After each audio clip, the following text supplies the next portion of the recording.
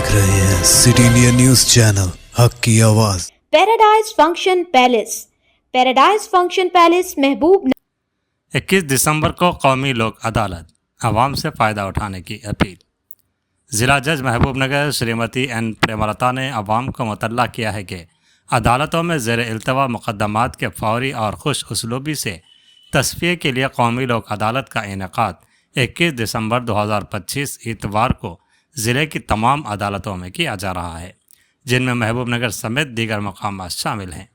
ज़िला जज के मुताबिक लोक अदालत के ज़रिए मुक़द्दमात को बाहमी रजामंदी से एक ही दिन में हल किया जा सकता है, जिससे आवाम को बरसों तक अदालतों के चक्कर लगाने से निजात मिलती है।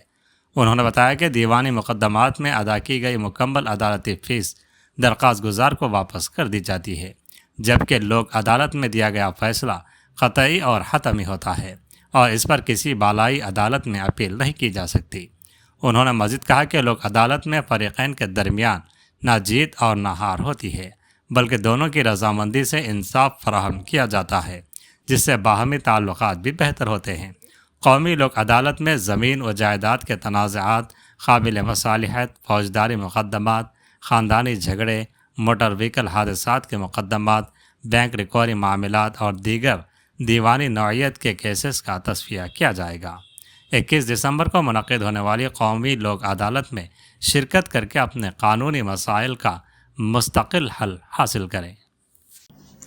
డిసెంబర్ 21, 2025 సంవత్సరం ఆ రోజున 2025 సంవత్సరానికి సంబంధించిన జాతీయ లోక్ అదాలత్ని మనం జరుపుకోబోతున్నాము. ఈ సందర్భంగా నేను కక్షిదారులందరికీ ఏం చెప్పదలుచుకున్నానంటే, ఇక్కడ కోర్టులో పెండింగ్ ఉన్న అన్ని రాజీ పడదగ్గ క్రిమినల్ కేసులు, అదేవిధంగా అన్ని రకాలైన సివిల్ కేసులు, భూ తగాదాలు, ఫ్యామిలీ మ్యాటర్స్, అదేవిధంగా సివిల్ కేసులన్నీ కూడా ఈ లోక్ అదాలత్లో మీరు సెటిల్ చేసుకొని మీ సమయాన్ని, డబ్బుని కాపాడుకుంటారని చెప్పేసి కోరుకుంటా ఉన్నాను. ఈ సివిల్ కేసెస్లో వచ్చేసి మీరు కేసును రాజీ చేసుకుంటే మీరు ఆల్రెడీ పే చేసిన కోర్ట్ ఫీ అనేది మీకు వాపస్ ఇవ్వబడుతుంది. అదేవిధంగా ఈ లోక్ అదాలత్లో సెటిల్ అయిన కేసుకి అప్పీల్ ఉండదు.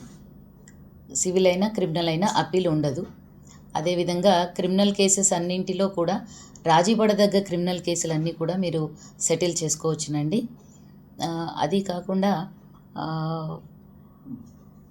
With regard to other things, మొత్తంగా మేము మహబూబ్ నగర్ జిల్లా వ్యాప్తంగా ఇప్పుడైతే 5 బెంచీలు ఏర్పాటు చేశామండి. లోక్ అదాలత్ బెంచీలు జడ్చర్లలో 2, ఇక్కడ యాజ్ ఆఫ్ నౌ 3 ఉన్నాయి.